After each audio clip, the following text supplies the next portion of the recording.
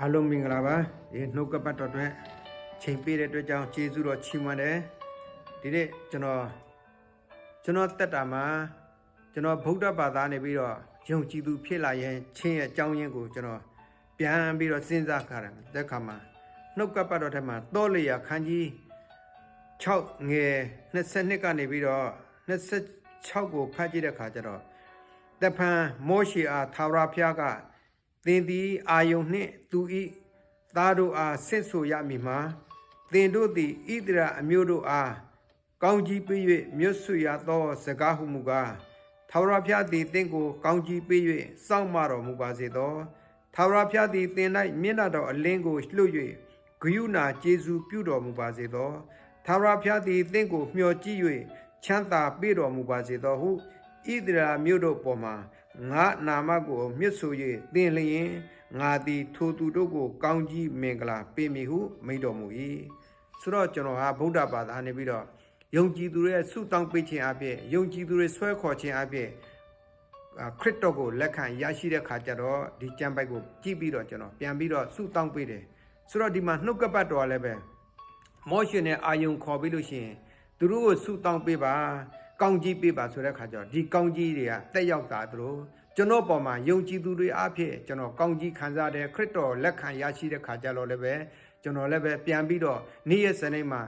YouTube မှာဖြစ်စေ Facebook မှာဖြစ်စေဤသင်းတော်မှာဖြစ်စေလာပြီးတော့နားထောင်တဲ့လူတွေဆုတောင်းပေးတဲ့လူတွေအတွက်ကိုကျွန်တော်ပြန်ပြီးတော့ဆုတောင်းပေးတယ်ဆိုတဲ့ဟာပြောပြခြင်းပဲဆိုတော့ဒီမှာနှုတ်ကပတ်တော် principle ကိုကြည့်တဲ့ခါကျတော့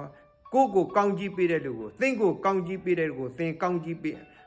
သင်ကိုကောင်းကြီးပေးတဲ့လူကိုငါကောင်းကြီးပေးမယ်ဆိုတော့သင်ကိုကျိန်ဆဲတဲ့လူကိုကျိန်ဆဲမယ်ဆိုတော့ကဘာဦးကျန်းစနစ်ငယ်နှစ်မှာဂတိတော်ရှိတဲ့အတွက်ကြောင့်ကျွန်တော်ကပြန်ပြီးတော့နေ့ရက်စနေမှာကောင်းကြီးပေးရမယ်သက်တာကိုကျွန်တော်ဖရာသခင်ကကျွန်တော်ကိုပြန်ပြီးတော့ခန့်အပ်ထားတဲ့အတွက်ကြောင့်ကျွန်တော်နေ့ရက်စနေမှာဆုတောင်းပေးနေဆိုတဲ့ဟာလည်းပြောချင်တယ်ဆိုတော့ကျွန်တော်တိမောသေတဲ့ကြည့်တဲ့ခါကျတော့တိမောသေခန်းကြီး1ငယ်6မှာတည်တဲ့ခါကျတော့ထို့တို့ဖြစ်၍တိမောသေခန်းကြီးနှစ်တိ1ခန်းကြီး1ငယ်6မှာထို့တို့ဖြစ်၍ငါလက်တင်သောအဖြစ်သင်၌ဖျားသခင်ပေးတော်မူသောဆုကျေးဇူးကိုနှိုးဆော်မိကြောင်းငါသည်သင်ကိုတတိပေး၏လို့ရေးထားတယ်ဆိုတော့ကျွန်တော်ဘာပြောပြချင်လဲဆိုတော့ကျွန်တော်သင်တော်မှာရှိတဲ့မူတော်ဆောင်ဖြစ်အဖြစ်ဖြစ်စေပါစတာဒီဘီလာပါစတာဇော်လိုင်းအောင်အဖြစ်ဖြစ်စေကျွန်တော်ဟာသူတို့လက်တင်ခြင်းအဖြစ်ကောင်းကြီးခံစားတဲ့ခါကျတော့ကျွန်တော်ကလည်းပဲ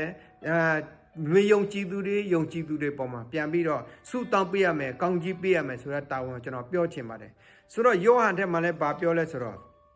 ယောဟန်ခန်းကြီး1ရှင်ယောဟန်ခန်းကြီး1ငယ်29မှာလက်ပြနေ၌ယေရှုကြွလာတော်မူသည်ကိုယောဟန်သည်မြင်လျင်ဤလောက၏အပြစ်ကိုဆောင်သွားသောဖျားသခင်သူ့တငယ်ကိုကြည်ကြလောဆိုလည်းရေးထားတွေ့ရတယ်ဆိုတော့ကျွန်တော်တို့ကခရစ်တော်နောက်ကိုလိုက်တဲ့သူများတွေလက်တင်ဆုတောင်းပေးမှုတော်ဆောင်ကြီးတွေ prophet တွေဆုတောင်းပေးတည်တာမကကျွန်တော်တို့ကိုယ်တိုင်လည်းပဲစာငတ်ဖို့လိုအပ်တယ်တနေ့သောအခါမှာယေရှုခရစ်တော်ကြွလာတဲ့အခါမှာယောဟန်ကဤသောကအပြစ်ကိုဆောင်သွားတဲ့သို့တန်ငယ်ကိုကြည်ကြပါဆိုတဲ့ခါကျတော့သူ့နောက်ကိုတပည့်2ယောက်လိုက်သွားတာဆိုတဲ့တွေ့ရတယ်အဲ့ဒါကြောင့်ယောဟန်ခန်းကြီး1ငယ်ရှင်ယောဟန်ခန်းကြီး1ငယ်35 36 39ဖတ်တဲ့ခါကျတော့တဖန်ယောဟန်သည်နတ်ပြန်နေ၌တပည့်2ယောက်တို့နှင့်အတူရက်နေ၍ယေရှုကြွလာမှုသည်ကိုမြင်လျင်ဖျားသခင်သို့တငယ်ကိုကြည်ကြလောဟုဆို၏ကြည်လောဟုဆို၏တပည့်တော်2ယောက်တို့သည်ထိုစကားကိုကြားလျင်ယေရှုနောက်သို့လိုက်ကြ၏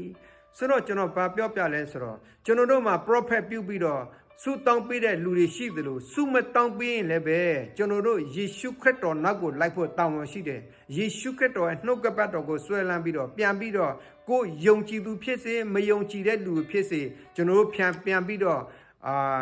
ကောင်းကြီးပေးရမယ့်တာဝန်ရှိတယ်ဆိုတာပြောပြခြင်းတယ်ဆိုတော့နေ့ရက်စနေမှာကျွန်တော်တို့ကောင်းကြီးခံပြီးသားဖြစ်တယ်ယေရှုခရစ်တော်ကိုမှုတော်ဆောင်တွေကောင်းကြီးပေးခြင်းအဖြစ်ဖြစ်စေ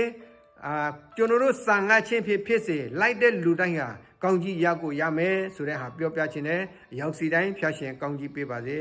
အာမင်